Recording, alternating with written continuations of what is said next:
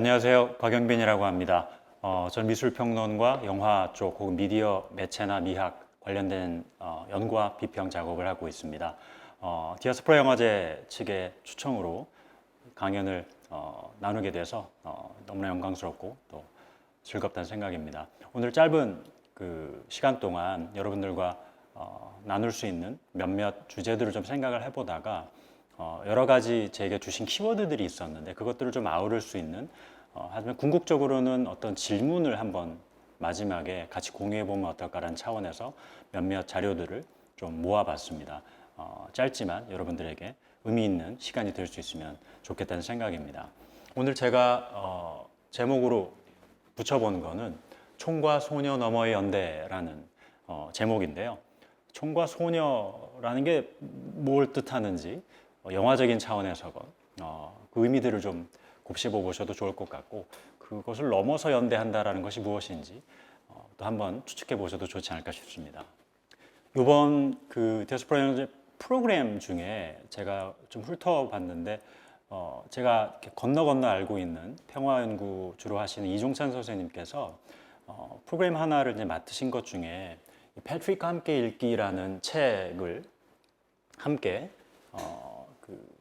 읽으시는 그 프로그램이 하나가 있더라고요. 그러니까 저 책을 저도 개인적으로 다 읽지는 못했는데 저기 미국 쪽에서 이제 관련된 강연이나 이런 차원에서 좀 많은 반향이 있었던 걸 저도 좀 알고 있었기 때문에 개인적으로도 넓은 맥락에서 오늘의 어떤 그 핵심이 되는 어떤 축 중에 하나라고 하면 아프리칸 아메리칸이라고 하는 우리가 주로 이제 흑인이라고 부르는 차원에서 주로 어쨌든 미국에 기반을 둔 분들의 어떤 그 역사나 그 맥락들에 대한 어떤 관심이나 제 나름의 고민들이 좀 오래 좀 됐었는데요. 그 중에 한 축을 좀 연결을 시켜보려고 합니다. 이 책은 오른쪽에 지금 보실 수 있는 약간 이런저런 부제 같은 걸 보실 수도 있겠습니다만 대략 이렇게 뒤에 나와 있는 사진도 그렇고요.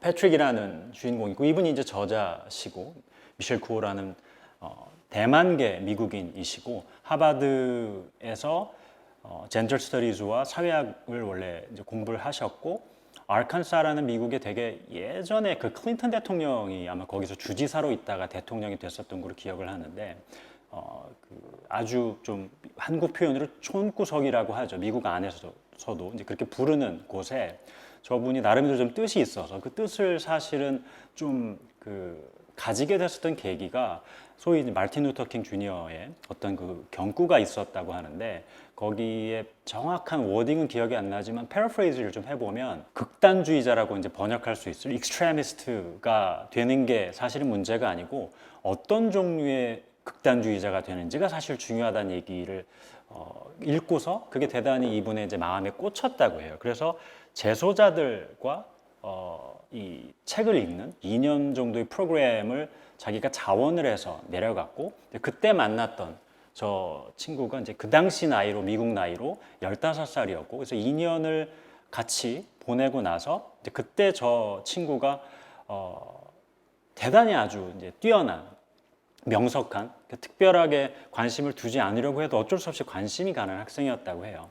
그래서 말로는 너가 졸업하는 걸 보려면 내가 여기 남아있겠다라고 얘기까지 했었는데 어찌됐건 이제 돌아왔는데 3년이 지나고 나서 그러니까 저 패트릭이 20살이 된 해에 저렇게 아주 총명하고 너무나 뛰어났던 저 친구가 살인죄로 기소가 됐다는 소식을 듣고 너무 놀라서 곧장 이제 다시 미셸 쿠오가 그로 이제 날아갑니다. 그래서 7개월 동안 이 형무소에 있었던 패트릭하고 1년의 이제 긴 장문의 편지와 또 시나 문학 같은 걸 읽는 어떤 과정을 통해서 자기가 가졌던 나름의 이상적인 어떤 낭만주의적이라고도 할 수 있을 세상을 문학이나 이런 어떤 예술을 통해서 변화시킬 수 있다라는 것이 한 번 또 깨지기도 하고 또 그 과정을 통해서 극복하는 어떤 그 과정을 너무나 아주 감동적으로 그렸다고 해서 미국 안에서도 큰 화제가 됐던 아마 관련된 자료를 보시면 우리나라 네이버에서도 관련된 어떤 강연을 했던 걸로 기억을 해요. 그래서 저렇게 인종이나 어떤 불평등, 그러니까 여러 가지 이렇게 요즘에 특히 더 많은 아마 저 시기가 넓은 차원에서 우리가 알고 있는 이 나중에 트럼프나 이런 사람들도 그렇고 대통령이 되거나 소위 말하는 BLM, Black Lives Matter 같은 것이 엄청나게 아주 뜨겁게 전경화되고 문제시 됐었던 걸 어렴풋이나마 아마 기억하시는 분들이 계실 거라고 생각을 합니다. 근데 아시겠지만 몇몇 사례들을 생각할 수 있지만 요 근래 한국의 몇몇 이제 그런 관련된 뭐 인종 문제들도 그렇고 뭐 젠더 관련된 문제들도 그렇고 대단히 많은 논쟁거리들이 많지만 그 중에 이제 세모트리 같은 분이 결국은 결론적으로는 소위 말해서 이제 방송에서 아예 퇴출이 되고 그 과정들을 아마 기억하시는 분들이 계실 거예요. 아니 뭐 농담으로 한 건데 뭐 그걸 가지고 그러냐, 뭐 그냥 그걸 인종 문제라고 또 뭘 보느냐, 혹은 이제 그 과정에서 이제 사실은 소위 말하는 백래시가 BBC 같은 데서 저걸 이제 다뤘지만 이루어지면서 예를 들면 여러분이 세모트리 구글 같은 데 쳐보시면 저런 이미지들이 나오거나 혹은 뭐 흑인이 한국 여자를 되게 아주 육체적인 차원에서 좀 이상한 눈으로 쳐다봤다라든지, 그러니까 넌 좀 그렇게 이렇게 당해도 싸다라는 차원의 이미지나 이런 관련된 그 글들이 되게 많아요. 그 중에 이제 하나 같은 경우죠. 아시아인들을 예를 들어서 비하했다. 그러니까 오늘의 논점에서는 시간을 많이 할애할 수는 없지만 좀 그런 의미에서 저 개인적으로 구독을 하기도 하는 정말 재미있고 아주 역시 능력이 있는 사람이라고 생각하지만 조나단이라는 캐릭터가 우리나라 안에서 반향을 얻는 과정 같은 것이 굳이 뭐 표현을 붙인다고 하면 포스트 세모트리의 어떤 위상 같은 거라고나 할까 연동시켜서 볼 필요가 있다고 생각을 하는데 그 얘기는 오늘 다 드릴 수 없겠습니다만 또 가장 제가 지금 이 녹화를 하고 있는 시점이 한 며칠 상관 안에서 영화 쪽에 관련 있으신 혹은 관심 있으신 분들이라면 아마 SNS 같은 곳에서 보신 분들이 있을 거예요. 그러니까 이 인어공주라고 하는 디즈니의 너무나 유명한 그 애니메이션이 있고 어렸을 때부터 그 어렸을 때 이 곡에 나온 게 1989년이지만 연대나 이런 게 10년 정도 차이가 있다 할지라도 저도 어렸을 때 인어공주 봤었고요. 저 아직도 가끔씩 보는 거 되게 좋아해요. 이런 분들 되게 많으실 텐데 저게 이제 미국뿐 아니라 한국에서 되게 많이 논란이 됐죠. 그러니까 어떤 분들의 어떤 극단적인 차원의 사례들 같은 경우는 이거 왜 요즘 표현으로 왜 PC를 묻혀서 politically correct하다고 하는 표현이죠. 정치적인 옳음, 인종 다양성 이런 거를 소위 묻혀가지고 왜 어렸을 때 나의 이런 순박한 동심의 세계를 깨버리느냐 뭐 이런 식의 얘기들이 이제 많이 나왔던 거예요.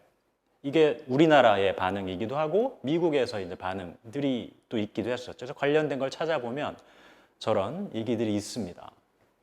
그 중에 몇 개를 제가 추려본 것이고요. 이제 그랬더니 이제 관련된 또 이 반론을 제기하신 분들이 많았죠. 아니 그거 옛날에 백인들이 저 많은 사람들을 이래저래 다 얼굴에 분칠을 하거나 하는 식으로 할 때는 아무 말도 안 하더니 뭐 징기스칸이 됐건 뭐 셰익스피어 오델로가 됐건 뭐 페르시아의 왕자가 됐건 다 다른 인종인데 백인이 저런 거 할 때는 아무렇지도 않다고 그러더니만 예수님? 뭐 이런 생각을 하실 수도 있겠지만 저 예수라는 존재가 예수님이라고 부르시건 그 믿음의 차원에서건 종교의 차원에서건 호칭이 물론 당연히 구분이 되겠습니다만 소위 말하는 화이트워시의 어떤 문제, 중동에 계셨던 갈릴리의 분에 나오셨던 분인데 거기서 태어나셨고 뭐 이런 식의 차원에서건 그래서 오른쪽에 여러분이 보시는 이미지가 성서학자들이 그 당시 맥락의 인종적인 뭐 인류학적인 차원의 것들을 재구성했을 때 가장 예수의 얼굴의 골격이나 뭐 곱슬머리를 포함해서 가장 근접했다라고 이제 사실은 보는 이미지가 여러분들이 보시는 오른쪽에 있는 이미지이죠. 그러니까 저거를 예수님이라고 생각하시기는 아마 쉽지 않지 않을까 싶어요. Jesus라고 부르는. 그 이미지가 우리에게 주는 영향이 되게 크죠. 좀 전에 아까 보여드렸던 사례들이 좀 백인 버전, 그러니까 남성 버전이라고 하면 여성 버전들도 개인적으로 너무나 또 뛰어난 또 이 배우들이기도 하지만 여성 버전들도 당연히 논쟁이 됐었던 걸 기억을 하시는 분들이 계실 겁니다. 좀 전에 언급을 잠깐 드렸던 이 인어공주의 흑인 버전이 이 흑인 아이들에게 미국에 있는 아프리칸 아메리칸 특히 이제 여자 아이들이 저걸 보고 울거나 너무나 감동을 받거나 세상에 하면서 이제 그 감격하는 어떤 이미지들이 뭐 틱톡이건 뉴스 같은 데서도 미국에서 많이 다뤄졌고 한국의 SNS 쪽에서도 이제 많이 공유가 됐었죠. 와, 나처럼 되게 브라운 색깔이네? 그거 자체가 주는 엄청난 충격이나 놀라움, 반가움 같은 것들. 근데 조금만 약간 얼마 전만 기억을 하셔도 뭐 마블 영화 같은 데서 샹치나 이런 게 나왔던 걸 가지고 혹은 왜 저렇게 이 가슴에다가 엄청 커다란 태극 마크를 달았는지는 알 수는 없지만 한국인 또 캐릭터 버전으로 나온 또 이 작업들도 보신 분들이 있으실 거예요. 그러니까 넓은 차원에선 이것들이 또 논쟁이 있다가도 아이고 결국 그 사람들 이 회사가 다 돈 벌려고 하는 거지 뭐 거기에 그렇게 엄청난 많은 또 의미를 부여하느냐 이런 얘기들도 또 있습니다. 거기에도 나름대로 우리가 귀를 기울일 것들이 있고요. 근데 조금 더 약간 테크니컬한 차원의 얘기로 조금씩 들어가 보자면 여러분들이 좀 전에 제가 말씀드렸던 식으로 뭐 한국말로건 뭐 영어로건 간에 인어공주 뭐 Little Mermaid 해가지고 뭐 백인 블랙 이렇게 치시면 거기에 나오는 이 저 유명한 할 헨리라는 그 가수의 이 트레일러의 그 이미지가 제가 지금 저걸 뭐 따로 어떻게 뭘 만진 게 아닌데 조금 더 오른쪽에 밝죠. 그러니까 약간 좀 전에 계속 말씀드렸던 차원에서 좀 밝게 혹은 회색 아니 그러니까 흰색으로 화이트닝한 것 같은 이미지들이 있어요. 오른쪽 건 제 기억으로 인디펜던트라는 영국의 어떤 이 언론에서 가지고 온 건데 저 얘기들 관련해서도 이미 SNS나 이런 데서도 많은 이 공유가 있었었지만 실제로 저 트레일러를 보면 대단히 어둡게 나와 있거든요. 이거 왜 좀 키우면 안 되나? 이렇게 밝게 만들면 안 되나? 내가 컴퓨터 세팅을 내가 좀 어둡게 해놨나 싶으신 분들도 계실 텐데 그게 뭐 긴 얘기를 다 할 수는 없지만 기본적으로 헐리우드나 이런 곳에서 저도 지금 조명을 받고 있습니다만 그거의 세팅 값이 백인들 기준으로 돼 있었기 때문에 흑인들을 조명하는 것 자체의 세팅 값이나 이런 것이 아주 보편화가 돼 있지 않다고 해요. 그래서 백인 기준의 조명들을 가지고 촬영이나 이런 것들이 이루어졌을 때 다른 차원에 있어서의 어떤 조화나 이런 것들이 잘 안 맞는다고나 할까?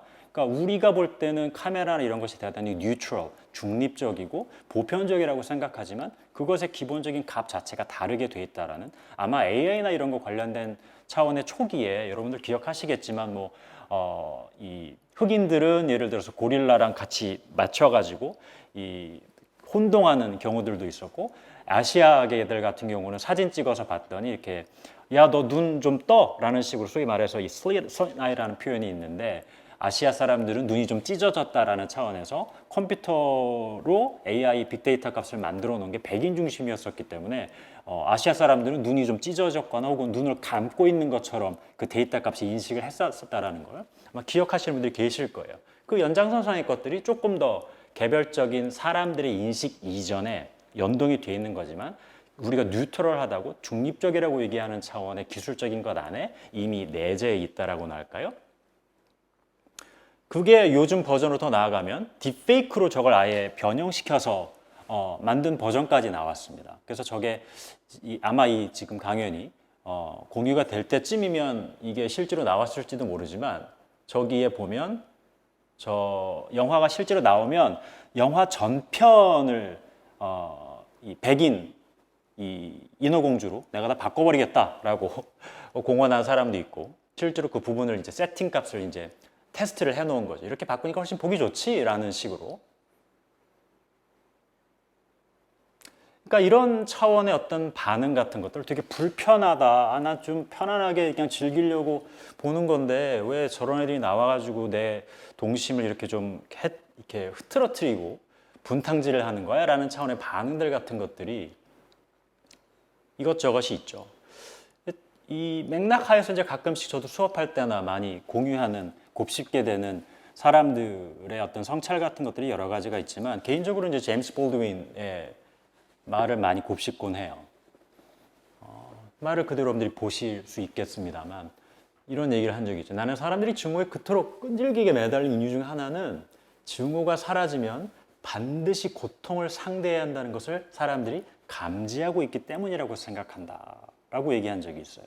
그러니까 저거는 이 사람이 미국 안에서 60, 70년대 넘어가는 차원에서 자기가 언제든 일상적으로 경험했었던 차원에 미국은 인종을 기준으로 노예제를 현대라고 할 수 있는 19세기 넘어서 20세기까지 유지했던 물론 이제 19세기 맥락이겠습니다만 실질적으로는 1960년대 가서야 같은 버스에 탈 수 없다라든지 이런 것들이 이제 법제적으로 바뀌었던 우리가 생각하는 선진국의 이미지와는 완전히 괴리되는 어떤 것들을 같이 갖고 있었던 나라라는 걸 염두에 두셔야 되겠습니다만 그 관련된 것들을 이제 쳐보면 저런 그 인용문들이 많이 나옵니다. 혹은 저는 이 문장도 대단히 많이 좋아하는데 저게 저렇게 특히 끝나는 어떤 그 호흡 같은 걸 되게 좋아하는 건데요. 이런 거죠. 우리도 이제 SNS 할 텐데 보면 뭐 외국에 나가시든지 뭐 저도 유학을 갔다 왔습니다만 외국에서 한국 사람이라서 혹은 아시안계라서 실질적으로 혹은 아주 극단적으로 살해를 당하는 식으로까지 인종의 문제들이 전 세계적으로 사실 보편화되고 있다고 해도 과언이 아닐 텐데요. 그래서 이런 경우는 정말 우리나라밖에 없을 거야. 우리가 가장 큰 고통을 받고 있는 것 거야 라는 식의 얘기나 증언들이 많이 나오지만 그때마다 저도 곱씹게 되는 게 바로 이 문장인데 이런 얘기를 이제 볼드윈이 한 적이 있죠. 약간 패러프레이즈 여러분이 보실 수 있고 뭐 어렵지 않은 문장입니다만 대부분 우리가 겪는 고통이나 어떤 그 상심 같은 게 이전에 전례가 없었다고 내가 가지고 있는 게 가장 큰 고통이고 나만큼 우리만큼 이런 정도의 시련을 겪은 사람, 민족, 공동체가 없을 거다라고 얘기할 텐데 생각할 텐데 마지막에 이렇게 얘기하는 거죠. But then you read. 그리고 우리는 읽는다라는 거죠. 무엇인지를 이렇게 살짝 괄호를 쳐요. 내가 가장 제일 밑바닥에 있다고 생각했는데 봤더니 또 엄청난 다른 세계들이 그 전에 있는 거예요. 거기를 저는 저렇게 이 피리어드로 찍어 놓는 게 훨씬 더 강력하고 공명이 된다는 생각을 많이 했었습니다. 저 사람은 퀴어이기도 했었고 멋쟁이기도 했었던 사람이죠. 제가 이 녹화를 하는 시점이 장리 고다르라는 뉴벨바그만으로 환원될 수 없는 어떤 차원에서건 글쎄요 약간 과장을 어떤 분들을 하자면 거의 뭐 영화 20세기에 뭐 셰익스피어 같은 사람이라고는 한다. 거기에 논쟁이 있고 뭐 그렇게까지 과장할 필요 없다. 많은 얘기들이 있습니다만 그분이 돌아가셨죠. 또 조력 자살 혹은 안락사라고 부르는 그 나름의 아주 플랫폼을 잘 그냥 버리지 않고 마지막까지 질문을 던지면서 돌아가신 그래서 리베라시옹에서 Forever Godard라는 이 Forever Carmen이라는 영화의 제목을 빌어서 이 특집호를 표지를 만들기도 했었는데요. 고다르 얘기를 굳이 하려고 했었던 오늘 제목에 사실은 연동이 되어 있는 사람이 사실 고다르입니다. 관련해서 아마 이런 문장이나 표현 같은 것들을 영화에 좀 관심이 있으신 분들이라면 보셨거나 들어보신 분들이 있으실 거라고 생각을 해요. 영화에 우리가 필요한 건 뭐냐면 총하고 소녀, 여자만 있으면 돼. 저 말이 도대체 무슨 말인가? 고다르가 이제 했던 말들이 여러 가지 아주 압축적이기도 하고 어떨 때 도발적이기도 하고 좀 과장 섞인 것 같기도 한 여러 가지 말들이 어록집들이 되게 많습니다만 저게 이제 오늘 어떤 근원적인 차원에선 흑인의 문제를 포함해서 인종의 어떤 그 유비라고나 할까 알레고리라고나 할까요? 축이 되는 거라고 할 수 있을 텐데요. 고다르의 이스트라드 시네마라는 영화의 역사들이라고 하는 그 아주 긴 그 오랫동안 만든 연작들이 있는데 거기 한 부분에 보면 실제로 지금 좀 전에 인용되었었던 그 출처가 라고 할 수 있을 문장이 이렇게 나옵니다. 영화는 a film is a girl and a gun. A girl is a gun. 이게 도대체 무슨 말인지 저런 식으로 하나의 문장의 요소들을 레고처럼 바꾸거나 하는 식으로 저런 이 일종의 실험 같은 것들이 다양한 식으로 변주되는 걸로 유명한 작업이기도 한데요. 저 어떤 근원들을 좀 영화 사회 차원에서 좀 거슬러 올라간다고 하면 여러 가지가 물론 사례를 다 들 수 있겠습니다만 근원으로 좀 올라가면 D.W. 그리피스라는 셀게이 에이젠슈타인 같은 러시아의 그 유명한 영화 이 감독이기도 하고 이론가였던 사람도 글이나 이런 데서 썼던 식으로도 얘기했었지만 20, 30년대 영화의 특히 다른 우리가 소위 몽타주라고 하는 편집이라고 얘기하는 에디팅이라고 하는 거의 어떤 근원을 완성했다라고 이론의 여지 없이 제로의 여지 없이 얘기했던 사람이 이제 인정했던 사람이 D.W. 그리피스거든요. 그 사람의 초기 단편 영화들 같은데 보면 저 Unseen Enemy라는 보이지 않는 적이라고 하는 단편이 있는데 그리피스의 작업들은 웬만한 것들은 아마 여러분 유튜브에서 검색하시면 보실 수 있을 겁니다. 이 이미지가 대단히 유명한 거죠. 총이 바깥에서 들어와 있고 두 명의 좀 어린 여성들이 공포에 질려서 제스처를 몸짓을 취하고 있는 과장이 섞였다고 볼 수도 있고 그 당시에 영화적인 차원에서 보자면 클로즈업에 이런 것들이 사실은 불가능했었기 때문에 과장이 저 사람이 바보 같아서가 아니라 그 나름의 한계에 적응하려고 했던 사례인데요. 저런 게 이제 이미지들이 있는 것이죠. 나중에 다시 환기를 드리겠지만 저 두 사람은 D.W. 그리피스의 영화의 뮤즈이기도 하고 거의 20세기 초반 미국 영화사 안에서도 오랫동안 그 음악의 소위 스타로서 레전드로서 신화로서 자리를 했었던 릴리안 기시라는 그 자매입니다. 뒤에 있었던 분인데 총과 소녀 여기도 총과 혹은 약간 좀 큰 여성이 나오죠. 이 장면은 뭘까요? 남성이 아마 오른쪽에 여러분이 보시는 남자가 일종의 폭력을 행사하기 직전의 이미지인 것 같고 밑에 있는 여성은 뭔가 포기한 것 같기도 하고 실신한 것 같기도 하고 분명히 위에 있는 사람이 짚고 있는 게 아마 제가 캡처한 이미지가 약간 조금씩 다르긴 하지만 총을 들고 있어요. 죽이려고 하는 시점인 거죠. 왼쪽에 있는 남자도 이미 뭔가 자포자기한 상황이고 이런 식의 이거 무슨 인스타그램식의 프레임인가라고 생각하실 수도 있지만 우리가 아는 뭐 16대 군이 뭐 이런 식의 나중에 화면비 같은 것들이 이루어지기 전에 정착이 되기 전에 초기 영화의 맥락이라고 생각하시면 되겠습니다. 저 이미지의 상황은 뭐냐면 바로 바깥에서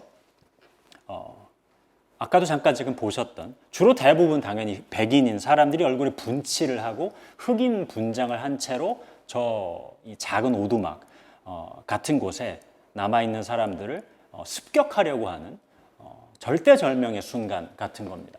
미국 맥락으로 치면 남군과 북군의 이 내전이죠. Civil War라고 부르는 미국의 남북 전쟁의 상황이 이제 근원적으로는 역사적인 서사적인 배경을 이루어요.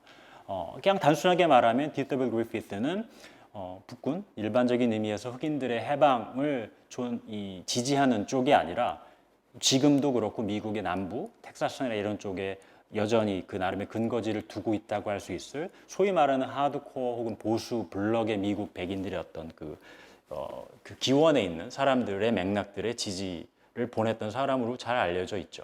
그러니까 지금 저 상황에 저 남자가 왜 저 여성을 죽이려고 했냐면 이 영화는 여러분들이 다 아시는 Birth of a Nation이라는 국가의 탄생, 국가의 창생, 그러니까 영화사를 공부할 때 거의 뭐 3시간 정도 되는 차원의 분량입니다만 항상 얘기하는 영화가 근대적인 이 소위 말하는 클래시컬 할리우드 시네마로 가는 데 있어서 분기점이 되는 영화로 언제나 얘기하는 영화인데요. 저 영화의 지금 오른쪽에 있는 것도 그렇고 저게 광고가 실린 데가 뭐냐면 KKK단을 공개적으로 지지했던 그 잡지 언론에 홍보가 되었었던 거예요.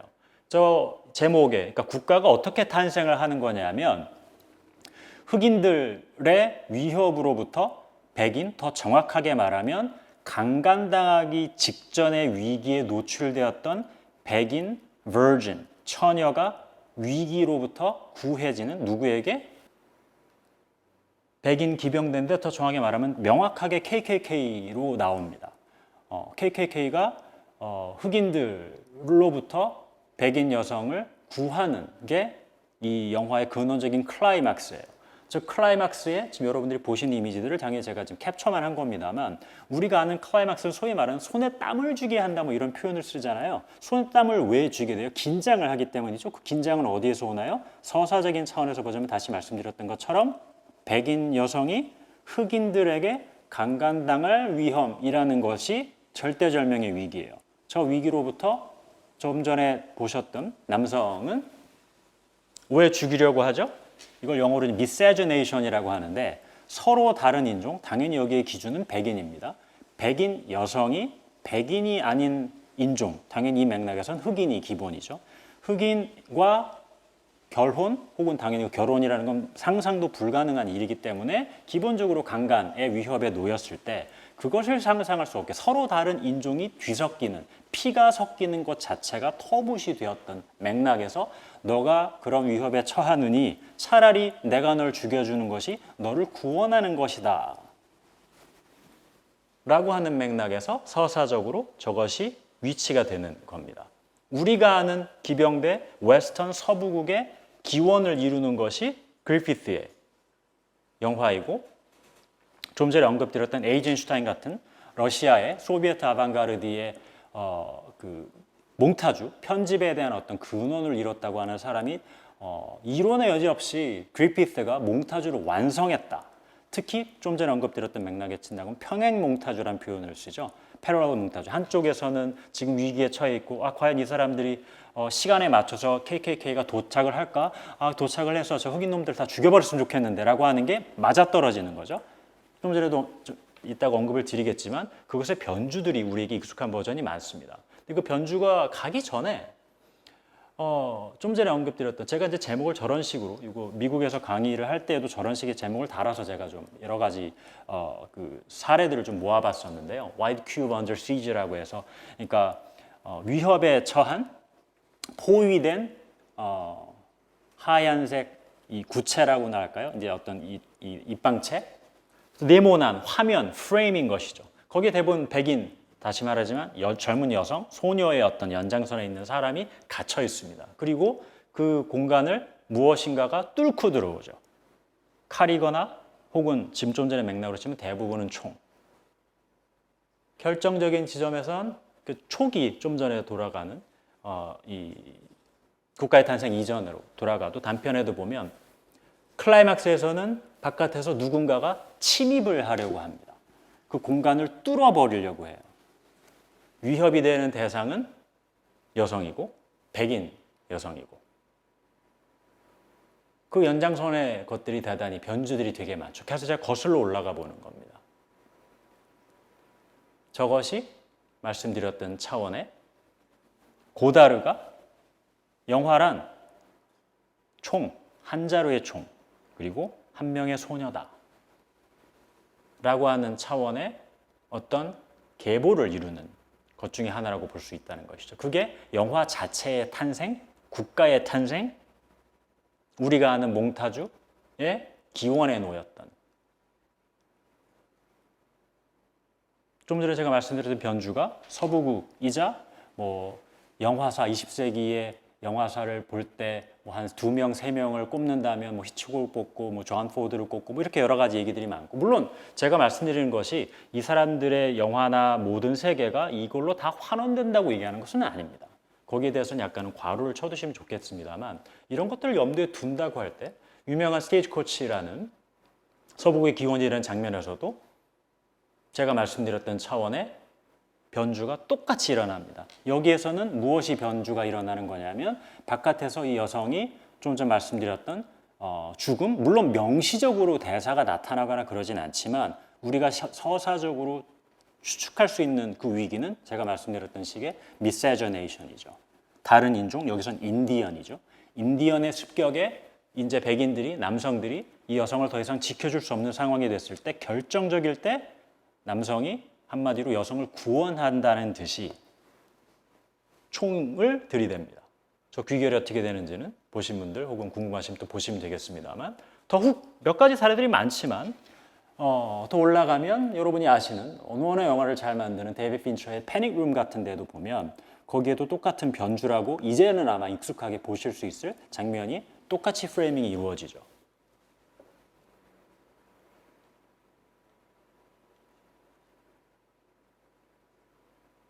영화는 한 자루의 총 혹은 총의 변주 무엇인가를 침입하려고 하는 아주 그 단순한 차원에 있어서의 뭐 남성의 뭐 남근 이런 차원의 변주들이 당연히 해석들도 있습니다만 그런 걸 충분히 염두에 두실 수 있는 변주들이죠.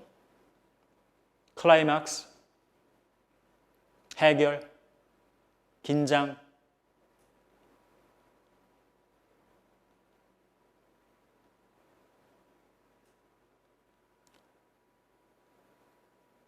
사실은 이 잠깐 환기 드렸던 D.W. 그리피스의 영화 안에서 이런 것이 계속적으로 이제 나오는데요. 얼굴이 하얗고 너무나 순수하고 뭔가 잘 모르는, 말 그대로 아주 요즘에는 다 비판을 많이 받습니다만 순진한 차원의 처녀라는 것에 대한 게 괄호 쳐진 인용부호를 붙이는 차원에서 전제가 되어 있는 화신 같은 사람이죠. 제가 흑인 얘기만 말씀을 드렸었기 때문에 뭐 그런가 보다 싶을 수도 있겠습니다만, 그리피스는 당연히 백인 중심으로 보았을 때 황인종 역시 그 당시 옐로우 페릴이라는 표현들이 이제 많이 있었었는데, 그러니까 중국인들도 이미 19세기부터 엄청나게 많이 이민을 갔었고 서부에도 있었고요. 브로큰 블라썸스라는 그 영화 자체는 너무나 또 잘 만들어졌다고 분명히 볼 수 있어요. 영화가 있는데 거기 이게 소설에 기반한 것입니다만 거기에도 보면 당연히 저 사람은 중국인으로 전제가 되어 있지만 당연히 백인이죠. 눈도 그렇고 이렇게 개슴츠레하게 떴다고 하나 할까요? 의심스러운 존재고, 당연히 여기에 기본적인 전제 역시 좀 전에 언급드렸던 식으로 치면 미세저네이션입니다. 감히 너 같은 아시아인이 우리 저 순수한 릴리안 기씨를 어떻게 좀 해보려고?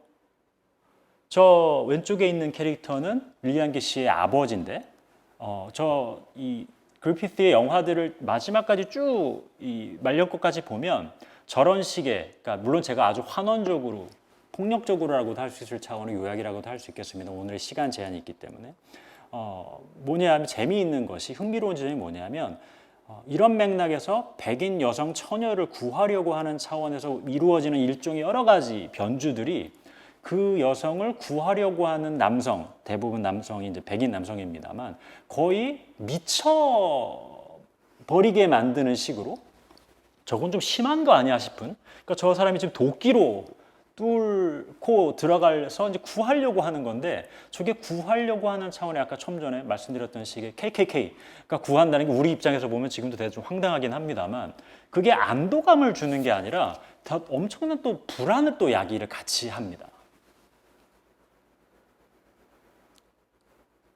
훅 넘어가면 여러분이 또 익숙하실 샤이닝, 스탠리 큐브릭의 저 장면이 거의 붙여놓은 것처럼, 빅토르 셰스트렘이라는 스웨덴의 21년작이 있는데 중간 과정을 다 빼고 말씀드리면 당연히 그리피스의 연장선에 있어서의 변주라고 당연히 볼 수 있죠. 그래서 이것도 아마 이미 SNS 같은 것을 보신 분들이 있을 거예요. 저 계보라고나 할까? 미친 아빠잖아요.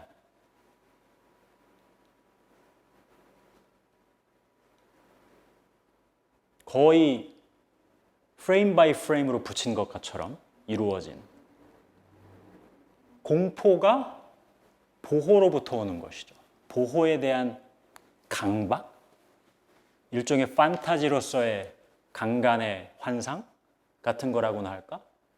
흑인, 즉 백인 남성이 아닌 존재가 백인 처녀여야만 한다라는 차원에 있어서의 존재를 위협한다라는 것, 그것이 만들어내는 긴장이 영화적인 차원에 녹아들었다고나 할까?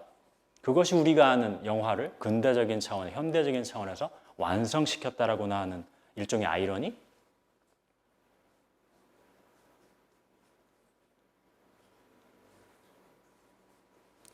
모두가 이 사람들이 저렇게만 이미지를 뽑아놓으면 끔찍한 스탠리 큐브릭의 샤이닝도 공포 영화로 우리에게 대부분 인지되어 있잖아요. 근데 그 공포가 어디에서 오느냐? 원래 저 사람들이 미친 괴물이었다라기보다 그것의 강박이 좀 전에 말씀드렸던 차원의 외부의 어떤 존재들, 인디안일 수도 있고 흑인일 수도 있고 중국인, 아시안계일 수도 있는, 거의 100여 년 전에 이미 활성화되었었던 기이한 차원의 나선 같은 거나고나 할까요? 그게 미국 안에선 명확하게, 좀 전에 아까 제가 남부 미국 말씀을 드렸습니다만 Southern Rape Complex라고 해서 아예 학술적으로도 규정이 되어 있습니다. 미국 21세기 지금 맥락에서도 백인들이 공유하는 많은 공포이자 불안의 환상의 집결체로서의 그 문제라고나 할까요? 거기에 실제로 이 장면이 언제나 그 기원에서 환기가 됩니다. 얼마 전에 번역이 된 이 여성 인종 계급이라는 앤젤라 데이비스, 아주 신화적이라고 여전히 살아 계십니다만 여성 운동가이자 미국의 이제 흑인 페미니스트인 차원의 이 막시스트이기도 했었고, 이분도 관련된 차원의 얘기들을 이제 하신 적이 있어요. 거기서 이분이 이제 비판하는 지점은 백인 여성 학자들이 여성 페미니즘적인 차원에 있어서의 논의들을 펼치는 과정 안에서 다시 한번 강화하게 되는 어떤 신화 같은 걸 얘기를 하는데, 이런 얘기를 합니다. 그러니까 린치라는 게 뭐 데이빗 린치 그 린치가 아니라 이 또 길어서 더 다른 얘기를 그 부분은 뺐습니다만 스트레인지 프루트이라는 이 그 표현이 있는데, 이게 뭐냐 하면 나무에 매달린 린치를 당해서 이렇게 주렁주렁 매달렸다고 나까 대부분 백인 남성들인데, 흑인 남성이죠. 그 린치의 결과로, 그러니까 좀 전에 말씀드렸던 맥락에서 본다고 하면 백인 여성을 네가 어떻게 해보려고 했던 거 아니야라는 식의 맥락에서 실제로 그렇건 그렇지 않건 간에 대부분은 다 만들어진 것들이 많았다는 게 기본적으로 연구의 차원에서건 다 실증적으로 나타나는 겁니다만, 백인 남성이 백인 여성을 구하려고 보호하려고 한다는 차원에서 린치가 어떻게 가능했는지가 넓은 의미에서 다름 아닌 여성 학자들 내에서도, 특히 백인 여성들 학자 안에서 저것을 은밀하게 혹은 자신의 의도와는 독립적으로 정당화하는 데 복무하게 되었다, 기여하게 되었다, 이런 얘기들을 해요. 그러니까 뭐냐 하면 조금 더 뭐 구체적인 사례들을 지점을 다 좀 길긴 합니다만 짚자면 뭐 이런 거라는 거죠. 그러니까 흑인은 우리도 여러분들이 아마 뭐 흑형이라는 한국의 표현들이 괄호를 당연히 붙여야겠습니다. 있습니다만 흑인이 대부분 몸이 좋고 뭔가 육체적이고 그걸 잘 조절을 못하고 뭐 이런 것들의 어떤 그 연장선상의 신화들이 있잖아요. 그래서 사람들이 역시 또 우스개처럼 좀 웃을 수 없는 차원에서 많이 듣는 표현 같은 경우가 흑인치고는 대단히 합리적이시네요. 이성적이셔서 놀랐어요. 나는 칭찬이라고 한 얘기인데 왜 이렇게 그걸 이렇게 안 좋게 받아들이지? 뭐 이런 차원이랄까요? 뭐냐 하면 흑인 강간범이라는 건 흑인이 원래 육체적으로 자신의 이런 충동 같은 것들을 어차피 조절을 못하니까 걔는 원래 이성적인 존재가 아니고, 이런 것들의 전제를 계속적으로 강화하는 맥락들이 기본 전제가 있고, 그 얘기는 여성에게도 곧장 이게 전이가 되어서 남자가 괜히 그렇겠어? 여자 자체가 흑인도 뭐 똑같이 여자라고 흑인 다를 바가 없는 거지. 걔네도 역시 충동의 산물일 뿐이고, 그런 의미에서 흑인 여성에 대한 강간이라는 건 백인들의 입장에서 본다고 하면 불가능하다는 거죠. 원래 흑인 여성 둘 다 동물에 가까운데 그런 걸 거부할 리가 있나? 그들 전체를 인종적으로 싸잡아서 덩어리로 만들어 놓는다랄까요? 그런 의미에서 다시 말하지만 린치, 아까 처음에 고다르의 맥락에서 특히 마지막에 해픈 여자이자 매춘부로 인식되는 흑인 여자들은 강간의 순간에 비명을 질러도 타당성을 인정받지 못할 수밖에 없다. 원래 그런 존재였을 텐데 왜 그 당시에 그렇게 나다녔는지, 왜 밤거리에 그런 옷을 입고 다녔는지, 소위 말하는 이제 blaming the victim인 것이죠.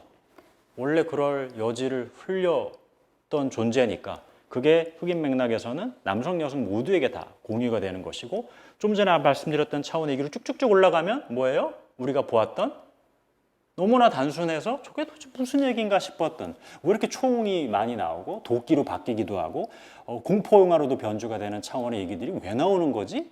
라고 쭉쭉쭉쭉쭉 거슬러 올라가다 보면 그것이, 그 공격이 일종의 방어라는, 무엇에 대한 방어? 흑인이건 다른 존재들이, 백인이 아닌 존재들이 백인 여성이란 역시 당연히 환상의 산물을 위협한다라는 차원의 강박, 공포와 불안이 이 모든 것을 회귀하는 식으로 정당화한다라는 것이죠. 물론 이 모든 걸 이런 식으로 고다르가 다 얘기를 했느냐, 이건 또 다른 문제겠습니다만, 제가 얘기하는 차원의 독해들이 당연히 덧붙여 있는 것이겠습니다만, 그렇게 읽는다고 하면 흥미로운 지점이 된다는 것이죠. 물론 이렇다고 해서 이런 것들이 비판돼야 되고 영화를 볼 수 없다, 이런 얘기를 하는 건 당연히 아니겠습니다만, 이것을 알고 영화라는 것의 역사를 바라본다라고 했을 때 다른 계보들이 생긴다 할까요?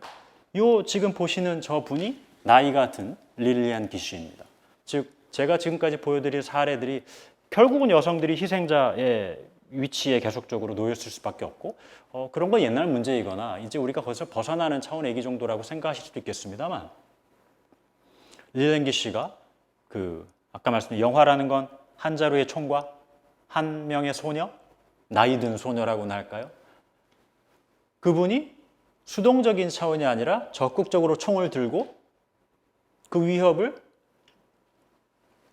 막아 세우는 영화가 있습니다. 찰스 러튼이라는 브레이트하고도 작업을 하기도 했었던 유일하게 만든 영화인데 아주 독특한 괴작이자 걸작이라고 할 수밖에 없는 영화인데 로버트 미처음이 저 오른쪽에는 손에 러브라고 쓰여져 있고 왼쪽 여기 너클에는 헤이트라고 쓰여져 있는 아마 여러분들 제가 후반에 좀 시간이 있었다고 하면 관련해서 좀 얘기를 해보거나 실제로 강연이나 수업 때도 많이 환기하기도 합니다만 스파이크 리의 Do the Right Thing이라는 옳은 일을 해라 라고 하는 영화에 보면 저 똑같은 러브 앤 헤이스의 변주가 그 영화에서도 나오죠. 저 남자가 아주 좀 기이한 존재인데 한마디로 이 릴리안 기쉬 할머니가 이 보호하고 있는 가족, 아이들을 위협하는 아주 기이한 아주 좀 기분 나쁜 존재인데 그 존재를 릴리안 기쉬가 총을 가지고 지킵니다.